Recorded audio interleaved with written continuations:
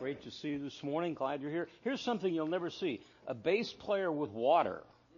I mean, why does a bass player need water? I don't know. You got it, though. I'm glad you do. It's good to see you this morning. And it seems weird that this is our last day. That split week goes really quickly, doesn't it? I hope you had a great 4th of July and everybody returned safely. We are going to, that's what I'm looking for. Thanks, Sandy. We're going to jump into this. I want to, you probably figured it out by now. When I left last night, I told Sandy, we were right outside, I said, I don't think I did a very good job with that. I think we spent a lot of time distracted, and that's my fault. I was all over the map, I'm afraid. But if you look at the outlines from the first 2 days, you'll see that the last section, in each case it was 6 points, really becomes the essence of a lesson. If you are a Sunday school teacher, if you're looking for something to do in a small group study or just a personal time, if you look at session 1, there are those things that to think about while we're waiting in the midst of adversity. Consider God. There were 6 of them. And then last night, the pattern of these outlines is to kind of set up the situation we see in the world and then see our response to them. So really those last 6 points last night about removing anxiety from your life, those really become the key part of this, to take a look at those. Today you have an outline that says session 6. That this originally was an 8-session series. That's hard to say. 8-session series. And I selected 4 of them for us to examine in our time together. Today, under the same topic of how to stay afloat in a world that's circling the drain, today we're going to talk about relationships. And you will see as you look, we're talking about Simon and Garfunkel and I Am a Rock. And I told you this series we originally developed in 1990. And I thought about making some changes because my fear was very simple. You would think I was just pulling something off the shelf, didn't even take the time to redo it, dust it off, and just kind of dump my load and away we go. That's not how I approach things. And the reason I didn't make the changes is I thought it was even more powerful to see that the things we're facing in 2013 are the same things we faced in 1990, maybe a little different emphasis. But the issue is this. We turn to this book. I love bookstores. And at least down in our area, we're running out of them. All the border stores are gone. There's a couple of Barnes & Noble. Barnes & Noble's decided to quit selling the Nook. That was their version of the Kindle. And the fact that we describe it that way probably identifies the problem. But Barnes & Noble, it would be, and I always thought that was interesting. You'd walk into a Barnes & Noble, and the first thing you'd see is them trying to sell you electronic books. That seems self-defeating to me. So my suspicion would be, and I'll only say it for myself, if I have Barnes & Noble stock, I'd be selling it because it feels to me like they're about to say, okay, Amazon wins. And so now those are gone. I love bookstores. I love to go in them. I love the different sections. And Sandy and I just celebrated our anniversary down in Coronado, and there's a little bookstore there called Bay Books. And it's run by an old curmudgeon-y old lady. She's not very nice, but she does a great job of finding these amazing titles, these wonderful books. And every time I go in, I take my phone and I get some great ideas for what to order off Amazon, so I am the problem. I'm not going to pay retail to this old bat, but that's kind of the way it feels. But there's always a how-to section, and we love that. I love that. I'm a sucker for lists. Top 10 this, 6 of this. The best how-to book ever written, however, is this one, How to Live. It's a owner's operating manual written by the manufacturer telling you and me how to get maximum effect and efficiency out of our life. God knows us, primarily, I think, because He created us, and He tells us how to get maximum efficiency out of this product. We come today to a topic that fascinates me, and I will confess up front, it's a difficult topic for me. It's relationships, new relational strategies for a changing world. I am not the most relational person in the world. Sandy and I think alike about most things and feel alike.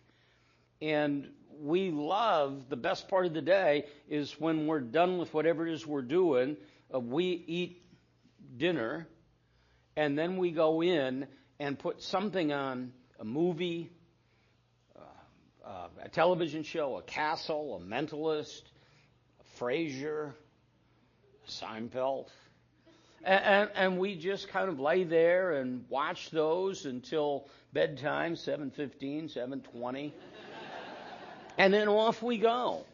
And I don't know if it's because both of us are intensely involved in people all day. I don't know what it is. But I love the idea of being alone.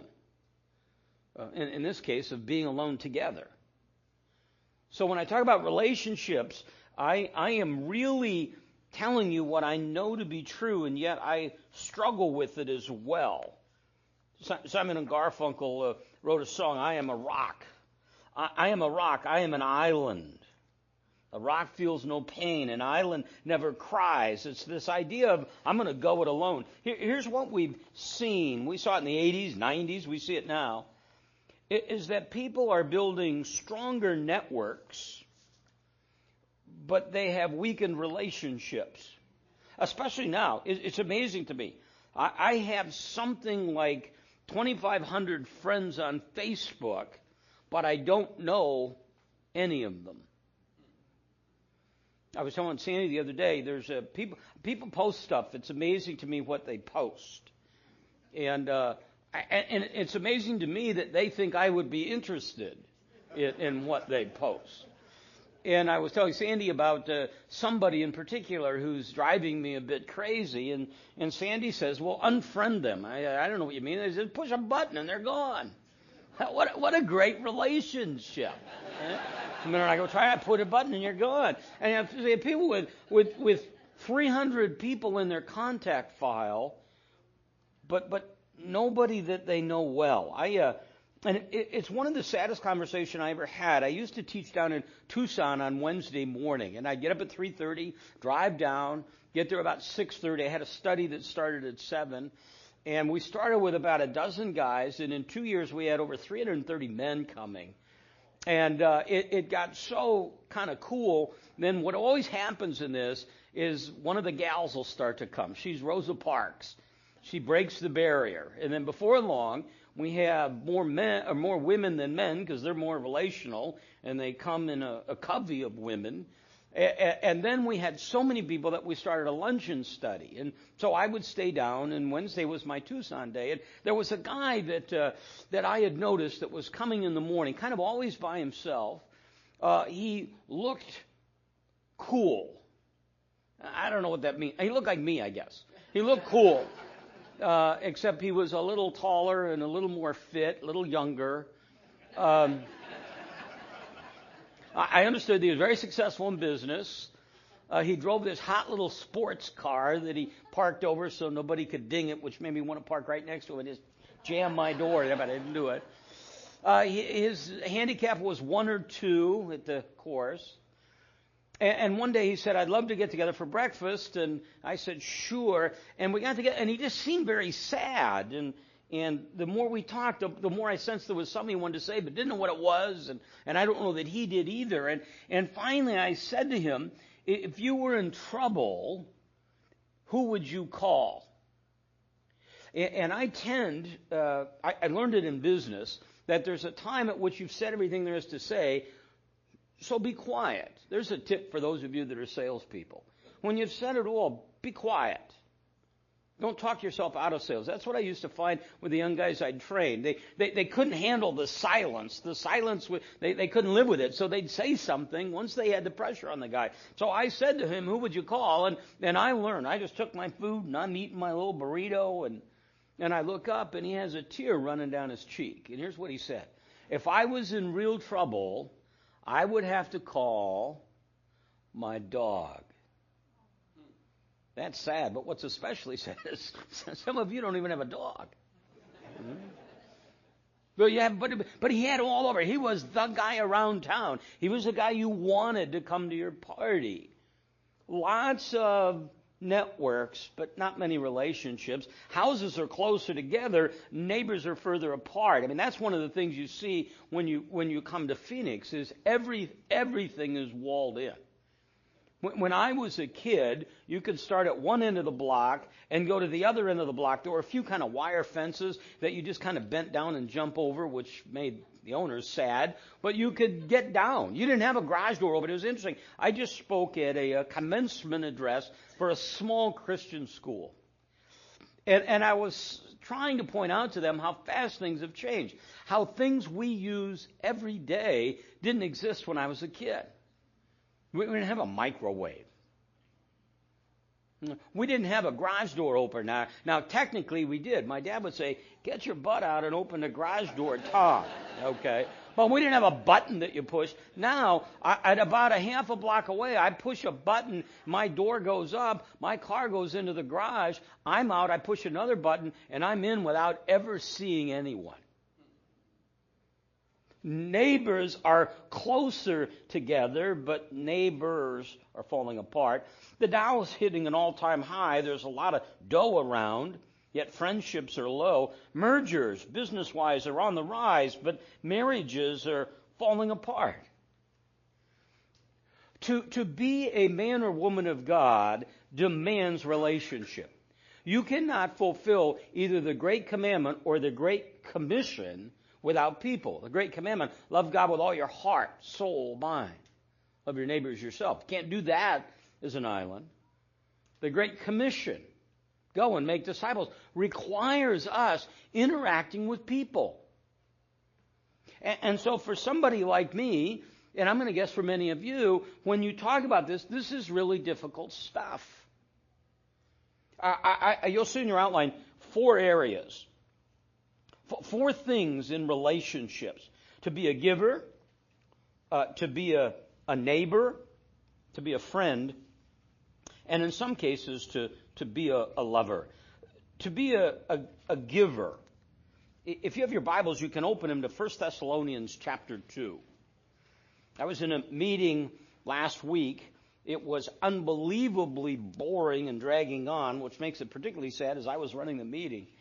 And so I must have felt that whatever needed to be said. So I was drifting as they were talking, and I ended up in 1 Thessalonians. Isn't that sad?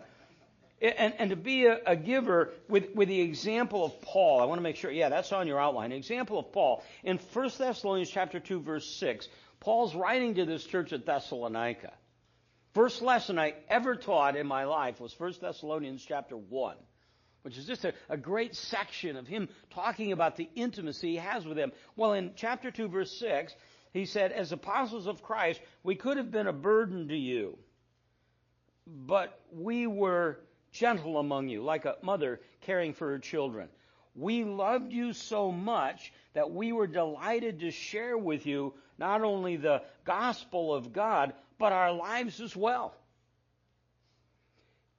Because you had become so dear to us. Surely you remember, brothers, our toil and hardship. We worked night and day in order not to be a burden to any one of you while we preached the gospel to you. He said, we came to meet your needs. We had every right, by the way, to have you support us. This is a basic fundamental principle. Support those who are teaching you. But he said, we decided not to do that. We remained in our terms bivocational. We raised our own support. Because we didn't want to be a burden to you. We came initially and loved you so much that we wanted to share not only the gospel with you, but our lives with you. Paul is writing another letter. It's to the church at Philippi. At the end of that letter, Paul writes this. It's Philippians chapter 4, verse 9. The things that you have learned and received and heard and seen in me, practice these. Listen to what he says. The things you learned, received, heard, you saw in me. You know what that tells me? He was living with them. As you read through the Gospels, we saw it last night in Luke chapter 12, Jesus encounters a man who says, here's a problem I have. Tell my brother to share his inheritance with me. And Jesus tells a story, and he turns to his disciples and begins to apply that. What does that mean? That means he's hanging with them. You'll see that over and over again. Jesus will confront something, and then there's like this parenthetical insert in the story where Jesus looks to the disciples and says, well, boys, what'd you learn there?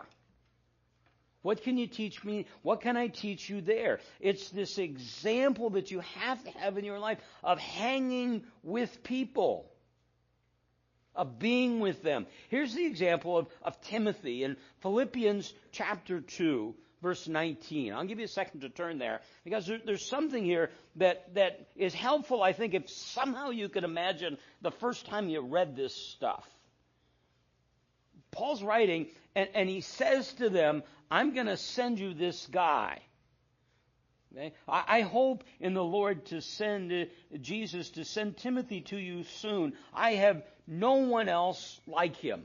Imagine this. I'm trying to think of up this way. I'm trying to think of a teacher, somebody in the old days, we'd say the Chuck Swindoll's, but I don't know, maybe a Mark Driscoll. He could be too much of a lightning rod. I don't know. So let's back away from Driscoll. And let's stay somebody like, for me, the one guy, because people ask me a lot, who do you listen to? There's only one guy that I can listen to regularly for me, and that's Andy Stanley. I like to listen to Andy Stanley. Okay? But not everybody likes him. Just with a guy the other day said, I can't stand Andy Stanley. Okay? And he said, but I don't mind reading him. I have a hard time listening to Driscoll, but I like to read him. Okay? So this is totally subjective. That's more an indictment of me than Driscoll. But let's say Swindoll. Kind of everybody agrees Swindoll. So imagine Swindoll. He's come through your church, and you need a pastor, and he says, I'm going to send you somebody, and I got nobody like him. Can you imagine the conversation? What do you think this guy's going to be like? I'll bet he can really teach. He won't be Chuck, but he'll be close. I'll tell you what, this is what we're looking for today. I'll bet he's a visionary. I'll bet he's got vision. Oh, you know what? I'll bet he's an entrepreneurial guy, organizational guy. Basically, any enterprise falls into three categories. There's the originator, the organizer, the operator. Rarely can it be all three. So Archie and Evangeline come along, and they're the originators. Somehow they got a vision for this thing here. And they take it to a certain level, but now somebody needs to come along and in some ways kind of, re-originate. But mostly it becomes a matter of organization, operation. I mean, when Kevin gets up and says, you all are out of here tomorrow, I've been here where I've come in a day early and watched that transition. It's amazing. They say goodbye to you, but they don't sit around and cry that you're gone. I hope you understand that. They're stripping those beds and they're moving stuff around. You don't. They disinfect that room. They're spraying that room down to get your bugs out of there. They get cookies out and coffee out, and the next group's in here at 3, and you don't even exist. I mean, you've got to move like that. So they go, boy, we got a guy coming. I'll bet he's an originator. Here's what sets Timothy apart. In your Bible, you underline, circle, you make a note, you come back to this. Paul says, I have no one else like him, verse 20, no one of kindred spirit who will genuinely be concerned for your welfare, for they all seek after their own interest. You want to be truly unique in a relationship in life? You think about something other than yourself. Sandy and I had Haley and Tyler's kids last weekend. And so Braden's 7, Yale's 5, Lucy's 2.5, Harmony's 1. Lucy is this, I have my phone, I wish I could plug it in and pop up a picture of her. But if you saw Lucy, she's just that contagious. My fear would be that she has my personality, which means she's going to try to coast on her charm. I didn't coast on my charm, but I coasted. And she's this laughing. Well, she had some cards. Harmony's 1, Harmony's maybe 1.5. Harmony's lost in this whole equation. Everything's happening, and she's just kind of watching it. And she decides that she wants some of those cards that Lucy has. And so she just starts to take them. Not in a hostile way, simply takes them. And Harmony's kind of looking at Lucy, and Lucy goes crazy. And it's not, and Sandy said, look at that. It's not that Harmony wants them. She's now taking the cards and kind of hiding them so Lucy can't get to them. And Lucy is screaming, what? Mine, mine, mine. That's how you're born. Those are like the first words you learn. Well, the first words a kid learns. No, mine. And we grow through life, and our entire time, we're just saying, what about me? I used to travel a lot doing this. And I would always try to bring something home. Usually, they were T-shirts. And if I got in the door and I gave a shirt to Haley, Sarah would say, what about me? If I gave a shirt to Sarah, Haley would say, what about me? Then as we grow up, we become a little more sophisticated, but we're still saying, what about me? You live at a crisis point in the country right now. They don't give you the totals on Google like they used to, but I remember one day Googling the word leadership. There were something like 3 million entries.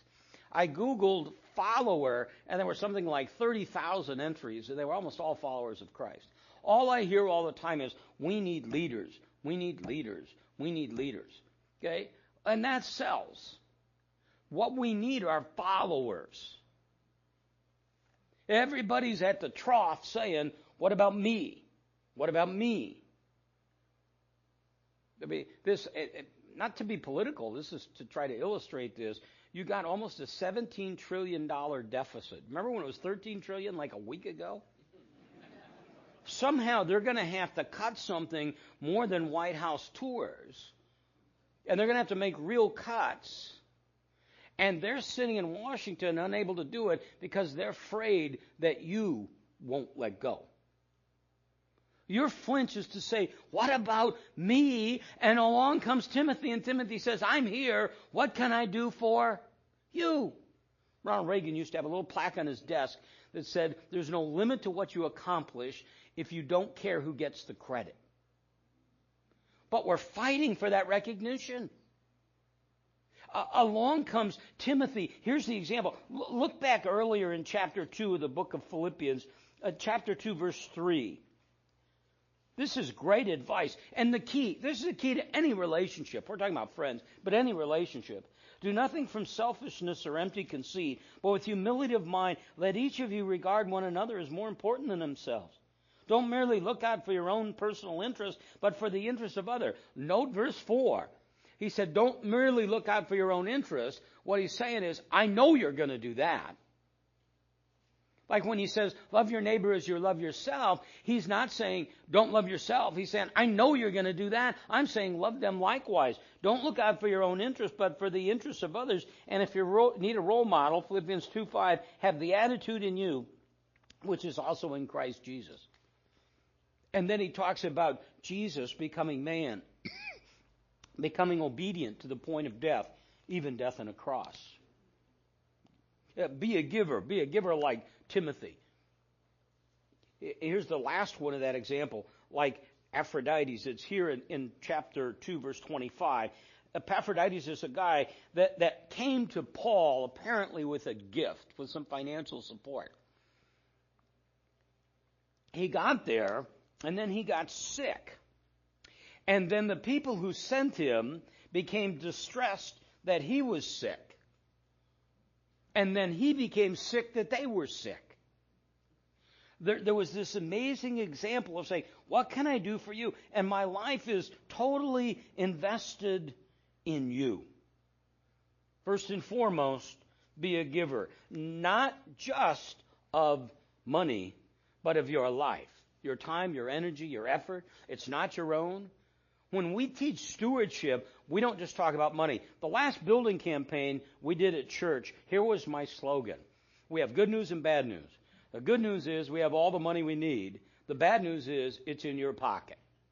Okay? So that was our slogan. And you need to give. And you need to figure out to give. And I'm talking to you now. You all need to understand this.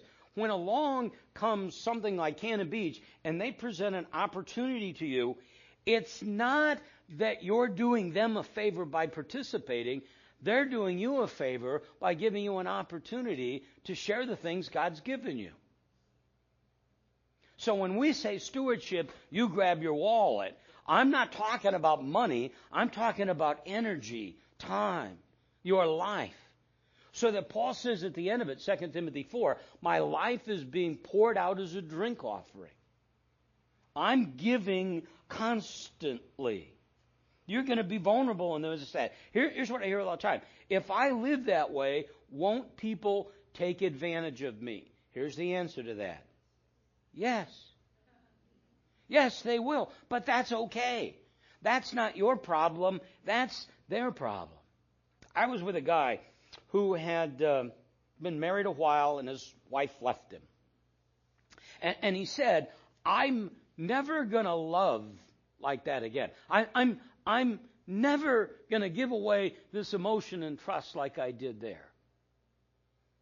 Well, when you're living, when you're kind of half giving, you're never going to experience those highs. I got the hurt. Sandy and I have been married a year and a half. And so the thing that we get all the time is, how's that going? How's that working? And the answer is, and I always have a little trepidation because I can only give you my perspective. I pray it's hers as well. She says it is, but she's prone to lie. Okay? So I don't know if it's true or not. So I can only give you mine. My answer is it's going really well. And you know why? Is every day it becomes easier and easier and easier. Here's the key. Here's the key to to trust her. I trust her.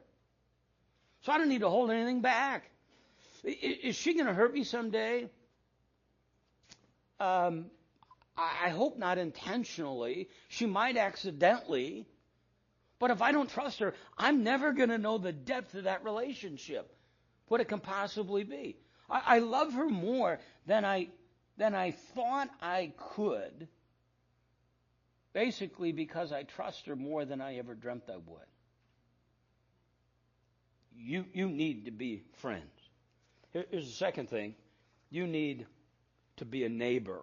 Look at Luke chapter 10, story that's probably familiar to most of you, maybe even all of you. Luke chapter 10, verse 25. It's the story of the Good Samaritan. On one occasion, an expert of the law stood up to test Jesus. Teacher, what shall we do to inherit life, eternal life? What is written, Jesus replied. You've heard it said, love your Lord your God with all your heart, your soul, your mind, your strength, and love your neighbor as yourself. You've answered correctly, Jesus said. Do this and you will live. Here's the problem, the man says, verse 29. Well, who's my neighbor? Here's my contention. Your neighbor is not necessarily somebody you share a property line with, but somebody with whom you share life. They may live on one end of town, you live in the other end of town, but you share a cubicle at work. You walk out or work out at the same place. You know, again, you can tell by looking, I haven't been at the gym recently, just haven't been able to do it. Last time I was there was a guy, great big guy, and I'd seen him. We hadn't really talked. You know, I'd be doing a little cardio, and he was a big free weights guy. And so I'm walking through one day, and I have no idea how much weight he had on this bar. He's going to bench press it. He said, hey, man, will you spot me? And I said, here's what I'll do. If this makes you feel better, I'll stand here. But if you can't get this up, you're going to die. Because I can't hold it. much, but try, you know. But it was amazing. I mean, there was that comfort level there just because we saw each other. Jesus tells the story now. He continues, verse 30. In reply, Jesus said, a man was going down from Jerusalem to Jericho when he fell in the hands of robbers. They stripped him of his clothes, beat him, and went away, leaving him half dead. A priest happened to be going by on the same road, and when he saw the man, he passed to the other side. This is a guy that should have stepped up, and then a Levite. When he came, he too passed to the other side. But now a Samaritan comes. This was that half-breed, half-Jewish, half-Assyrian, hated each other. And he saw where the man was. He took pity on him, verse 34. He went to him and bandaged his wounds, poured oil on them, wine, put the man on his donkey, took him to an inn, and took care of him. The next day, he took 2 silver coins and gave them to the innkeeper and said, look after him. And he said, and when I return, I'll reimburse you if there's any extra expense that you have. Which of these 3 men do you think was a neighbor to the man who fell into the hands of robbers? Now you go and you do likewise. In this idea of relationship, there's this idea of community, of sharing life together. I'm big on routine and you know, more than routine, it may be a rut for me. But I think, for example, that you should go to the same coffee shop at the same time every day so that you have the same barista. There's a restaurant in town that I used to go to all the time. And I would always, when I walked in, say, you know, where is Cheryl? What's her station? Sit me there.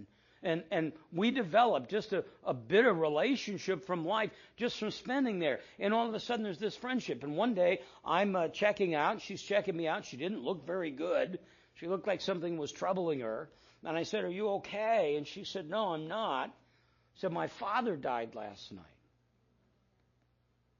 Well, I didn't know what to say. It seemed to me that a Bible verse wasn't what she needed at that moment. So I'm driving away, and I'm saying, boy, you know, you, pal, you didn't step up much there. What are you going to do? And I went over to Fry's, and I got some flowers, and I went back like a doofus. Here's some flowers. And it changed our relationship. The neighbors are the people that God brings into your life. I'm a big sovereignty of God guy. Okay? Now, you'd like to think anybody that's a Christian is, but I've learned that's not true. But I'm big on the sovereignty of God. And my guys tend to isolate the sovereignty of God to the whole idea of salvation. So I believe God chooses. I believe God saves. But I also believe that God created you and placed you exactly where you are today. He gave you that background. And some of it, you look back and you go, this is just yucky stuff that he put me through. But he did it for a reason. He brought those neighbors next door to you. The house next door to us has been empty. It was empty for 3.5 years. And finally some guy moved in. And I felt I needed to go meet him. So I went over, knocked at the door. I said, I'm Tom. Lived at a house just to the south. He said, I'm Tom. So I should be able to remember that. And he said, this is my wife, Helga. And I said, Tom, I want to welcome you to the neighborhood. Do you have any kids? He said, nope. Mm-mm. In fact, we live in Missouri. We'll only be here a week out of the month. I said, perfect. I said, do you have any pets that make noise? I said, do you have any pets that make noise? He said, no. He said, we are quiet drunks. I said, welcome to the neighborhood. That's what our neighborhood needs. Quiet people. And he said to me, what do you do? And I said, well, I teach Bible studies and some other stuff. And he said, what are you doing today? That's what he meant. Once I heard that, he didn't want to hear any. What are you doing today? And I said, my toilet in the master bedroom's not working. And he said, are you fixing it? And I said, no, you don't understand me, Tom. I'm trying to ascertain the severity of the issue to know who to call. About 15 minutes later, there's a knock on the door. I open the door, and there's Tom with his tool belt saying, "You want me to fix that toilet?" I'm saying, a quiet neighbor with a tool belt. This is perfect. Yeah. Now, I have almost no relationship with Tom. Sandy the other day went out for a run or swim and came back, and she said, "Did you see the pine?" We have this giant pine tree in the front yard. It's huge. And we had some winds the other night, and Sandy said, "Did you see the pine needles?" And I said, "No, I didn't. And the guys come today, they'll blow it." And she goes, "Not in our yard, in the neighbor's yard." And I said, No. But I said, his guy will come and blow it before he comes back from Missouri or something. I don't have hardly any relationship with Tom at all. And we share the property line. But I have more relationship with a barista at Starbucks that I don't even know where he lives. See that?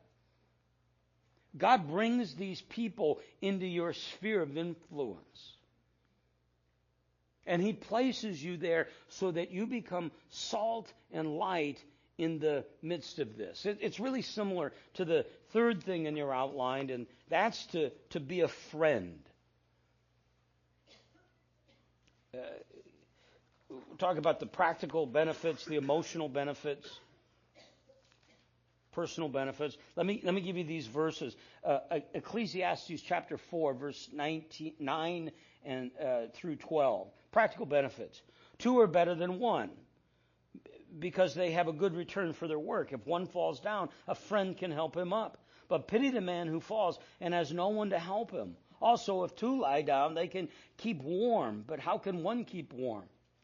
And though 1 may be overpowered, 2 can defend themselves, and a cord of 3 strands is not easily broken. There's a practical benefit to all of this. He said there's protection, there's warmth. In times of crisis, you have someone with it. You're not going it alone. There's an emotional benefit. Proverbs chapter 17, verse 17. A friend loves at all times. A brother is born for adversity. Let me string the second and the third together. The personal benefits, it's Proverbs 27, verse 17 and verse 6. You know this because every men's ministry has a t-shirt with it. As iron sharpens iron, so one man sharpens another. But Proverbs 27:6, wounds from a friend can be trusted, but an enemy multiplies kisses. There's something about loyal, constructive criticism. There's something about a friend who says, I've got your back, and you don't have to wonder about either your back or the friend. I did not, nor am I intrigued by, like O.J. trial, I didn't watch 30 seconds of O.J. We just had the world's longest murder case down there with Jody, whatever her name is, where she killed the guy, but now we're trying to figure it out. Now they're into. I didn't watch 30 seconds of it. But there was a scene on television that I watched every minute, and what I didn't watch in person, I taped, and that was the Clarence Thomas hearings. And I became enthralled in this and mesmerized by Justice Thomas, and sitting behind him was Senator Danforth. And they were buds, which I didn't know. And every minute that Thomas was there, Danforth was there. The end of those hearings was like at 4 o'clock in the morning our time, where 9 ladies from Clarence Thomas's office testified that they hadn't seen anything that Anita Hill had seen. I'm not taking sides on this. The illustration is not Justice Thomas and what happened. The illustration is really he and Senator Danforth. And then it was time to vote on this. And I don't know what you are watching, but on my TV it was split screen. On one side was Clarence Thomas's family in Pinpoint, Georgia. The other were some microphones set up outside of Clarence Thomas's condo. And he was confirmed. And his mom is standing up in Pinpoint, Georgia, praise Jesus. And then they're waiting for Clarence Thomas to come out. And out comes Clarence Thomas with his wife. And there's Senator Danforth. He was there every minute. And then what the reporters told us is once he was confirmed, they went inside. You know what they did? They ordered pizza and smoked cigars. Have you got a friend like that? Somebody that you will go to war with? Somebody who loves you so much that they will tell you the truth? And you don't question their motives? They're doing it for your benefit. See, our flinch is to be critical for the sake of being critical. One of our staff guys took 6 of our guys to a conference, and he did an assignment one day. He said, I want each of the 6 of you to make 25 observations today. And at dinner tonight, we'll talk about them. So when they got back for dinner, they had 150 observations.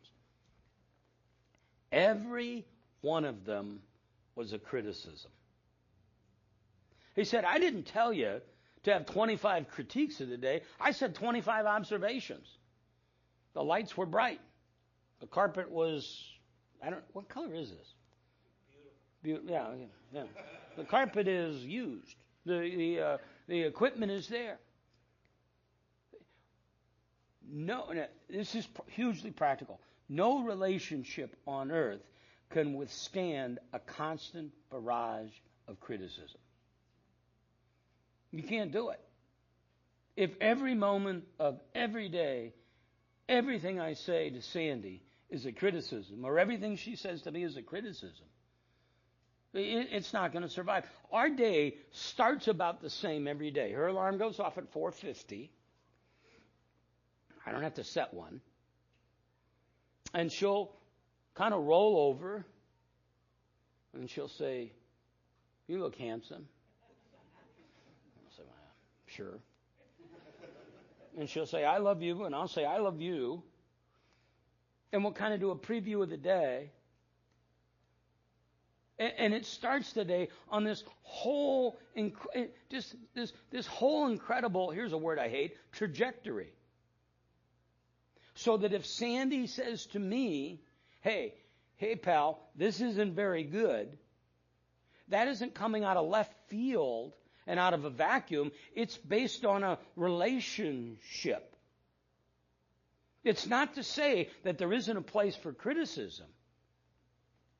Let me read it again. Wounds from a friend can be trusted. I had a guy that came up to me one day after a priority living study, and he said to me, will you be my friend? And I said, sure. Yeah, that's great. So like about 2 weeks later, he came up and he said, you're a crummy friend. And I said, I don't know what you mean. And he said, I mean, we haven't talked.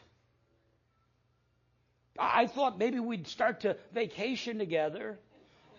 I said, whoa, my friend dance card at that level is full. What I thought you meant was if we go to lunch, you'll buy. That's what I thought you meant, my friend. And he said, no, I thought we'd start hanging out together. See, I don't think you can have a bunch of these people in your life. If you have 2, 3, 4 people like that, where you can be, and I'm not silly. You're not going to be open and honest with everybody. Even with a friend, they don't know everything. That's what's amazing about God, by the way, is He knows everything you've ever done, everything you've ever thought, everything you've ever said, everything you're going to do, say, or think. And you know what He says? I love you anyway. There's never going to be this time where all of a sudden you do something and God says, you know what? If I'd have known that about you. We hear that all the time. Now, here's a couple sitting in the office and they're not getting along, and one of them will say, if I knew that about you, I would have never married you. God's never going to say, if I knew that about you, I would have never brought you into the kingdom. But it's to find the best you can in a human context to be that friend. Paul did 4 things. Let me give them to you quickly to maintain friendships. 1, he prayed for people. You see it through all of his letters. I'm praying for you. We pray for you constantly. Number 2, he communicated with them. In that day and age, in writing. So it might be an email. It might be a text. I'm a big texter. Text is my favorite way to communicate. Because you can be brief, abrupt, even rude, and they cut you slack in the text. But it's communication. My son-in-law texted me this morning, how are things going at the beach? I said, great. 4th of July was awesome. Parade was terrific. How are you doing? So there's a communication. Here's the third thing. He popped in. He visited unexpectedly. Sandy and I were doing a coaches conference for FCA a month ago or so. And it was at 24th and Camelback, that's Central Phoenix. And I have a friend who hired me at Coldwell Banker. We hardly talk all year long. On the second Friday of December each year, we meet at the same restaurant, Durant's, at 1:15. This year will be our 32nd year doing that. And he had not met Sandy, so I said, hey, let's go by Wentworth. We just pop in. No appointment or anything. Pop in. His son comes up. I said, is the old man back there? And he said, yeah. And I said, is he busy? He said, just go back. And we go. And here's Jimmy saying, come on, sit down. Sandy, I've heard so much about you. I want to meet you. The idea of popping in, staying in contact. And the last thing is, Paul was big on networking. Just what we saw a minute ago. Paul said, I'm going to send somebody to you. His name is Timothy. I'm really big. We have a guy, he's a young life guy. His name is Marty Caldwell. And he's like the world's great young life guy. Okay? And Marty's a friend of mine. And then my son-in-law, Tyler.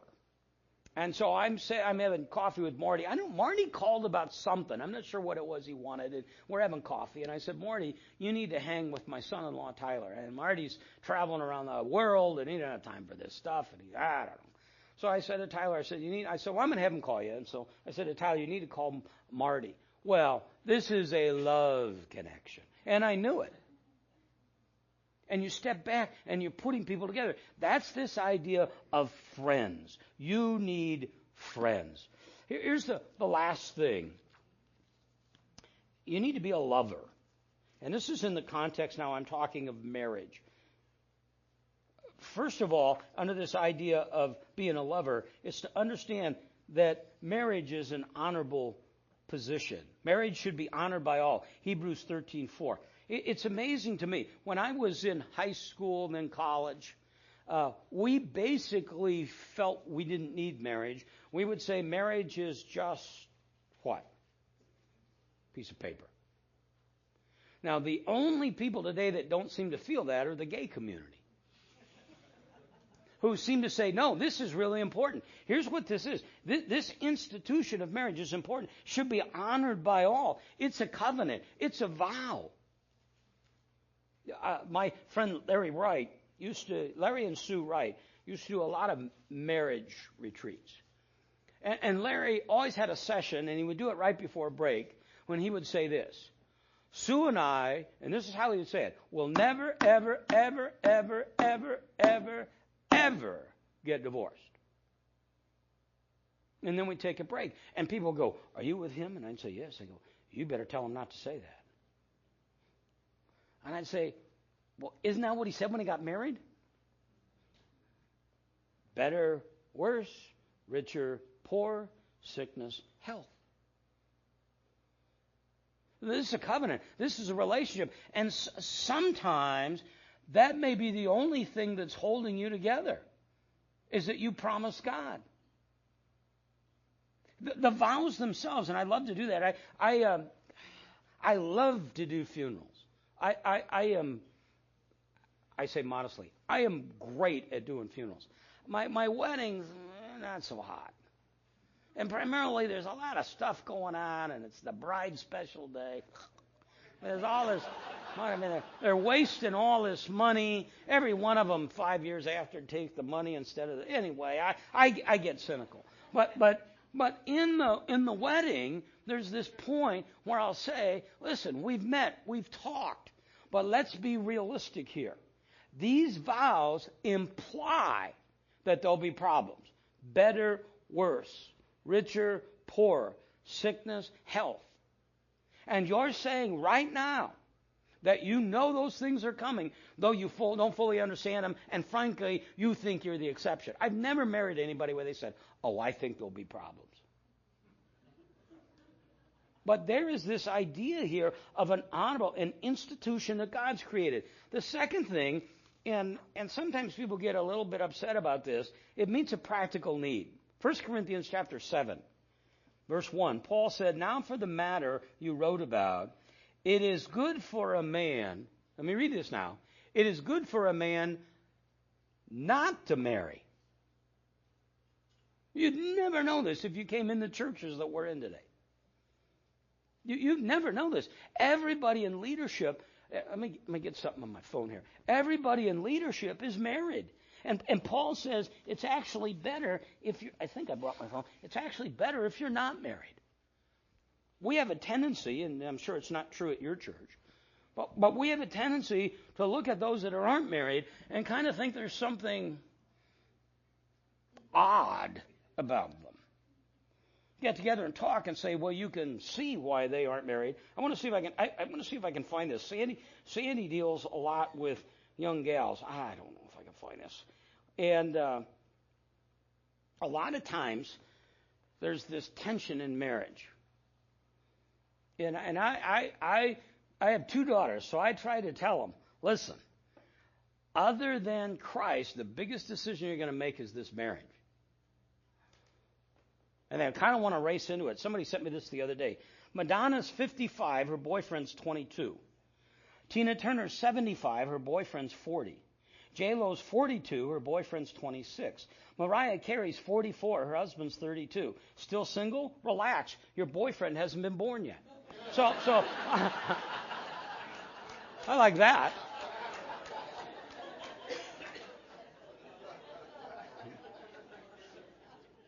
So here's this context here. Paul says it's better for you not to marry. Now, if that's the case, why are you getting married? Because you get really quiet now. He said, but since there's so much immorality, each man should have his own wife, each wife her own husband, that the husband should fulfill his marital duty to his wife, and likewise the husband to her wife. Now, I would argue, and I've backed off subsequently because I've been in too many unnecessary arguments about it. I would say the chief reason to marry, but we'll say it's one of the top two or three, is sex. That's what he's saying. And everybody come along and say, oh, companionship. Okay, FYI, get a dog.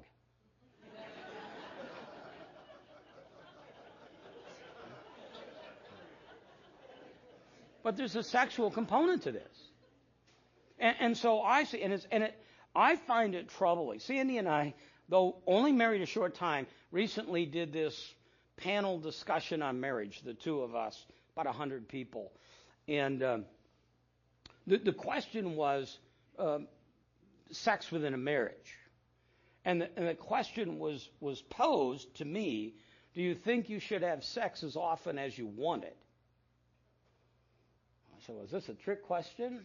Well, what is it? I said, yeah, I would think so. And he said, oh, that's not the way I meant it. And then they start to get into arbitrary things about how many times a day, and I was going to say week, but I figured how many times a day, and all these different things. Here's what I know, and Sandy said it. Sandy said, listen, if there's a problem in the sexual area of your relationship, it's probably evident that there are problems in other areas of your relationship.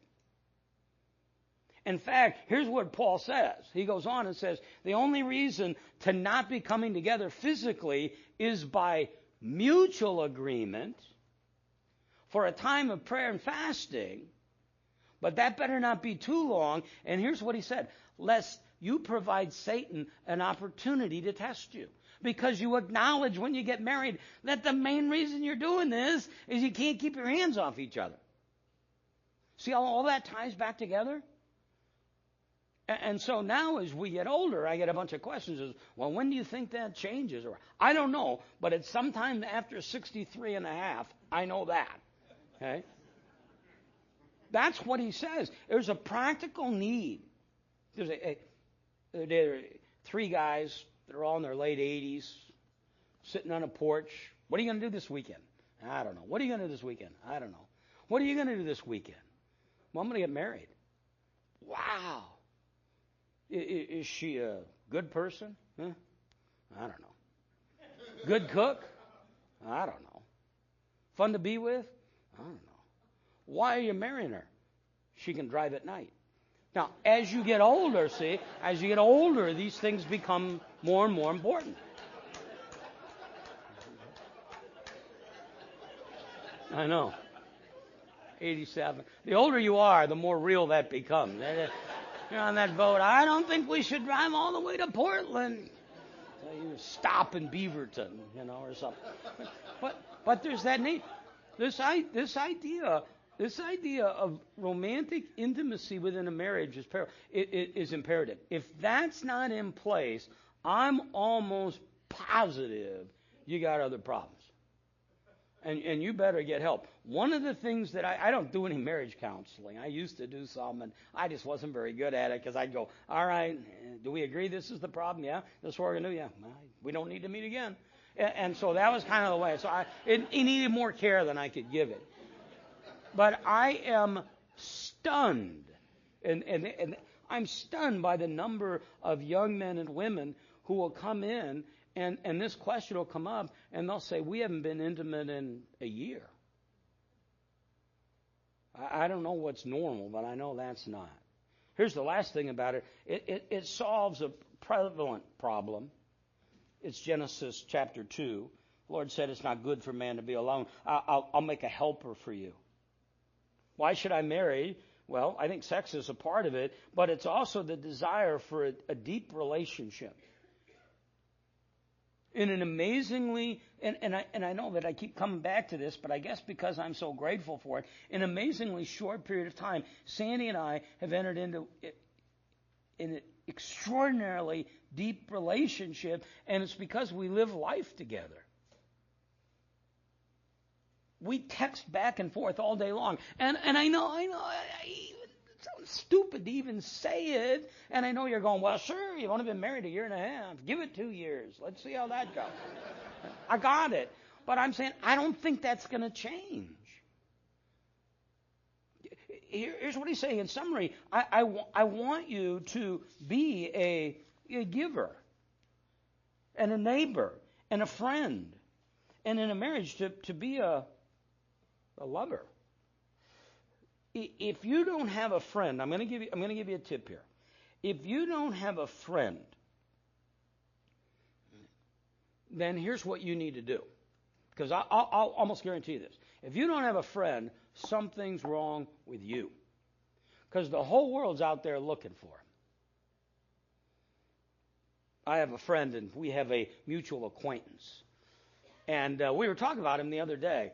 And when he described him, I said, that's perfect. He said, after you're done talking with him, you feel like a car that's been left in the garage all night with the lights on.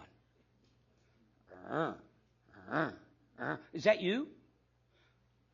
This ID on the phone, so it'll come in and it'll say the name, and then under it, I can go decline or accept.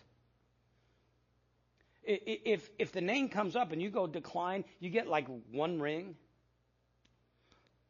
If you're making a bunch of calls and get 1 ring and then voicemail, FYI, something's wrong with you. If you want a friend, this is really simple. Make a list of all the things you want in a friend and then be that. That's what you need. Are you trustworthy? I watched an interview the other day with Warren Buffett and Bill Gates. And I don't know much about Gates. You all up here, you're benefactors of his existence, I guess. And the question was, what is success? And so Gates had kind of a convoluted answer, and, Melinda was part of it, and, living in a small house was part of it, and all this stuff. And they asked Buffett. Okay, now I'm not Buffett's living in the same house that he bought in 1947, and all of this kind of stuff, but he's doing fine. Here's what he said. He said, if at the end of your life you have your family, and a few people that love you, you're a success. How about that? In this world, you're not made to go it alone. You can't, I'm a follower of Christ. You can't be a follower of Christ and be isolated from people, because you can't live the Great Commandment and the Great Commission. You have to have these people in your life. Some of you, it's easy. My son-in-law, Tyler, he just thrives on relationships, meeting people. We'll be in the airport going somewhere, and he'll be off talking to some stranger, and I'm going, geez, I just passed by 50 people I know. But that does not, I can say I'm wound that way, and I am. That doesn't give me the privilege or an excuse to not be engaged in people's life. Get that? Okay?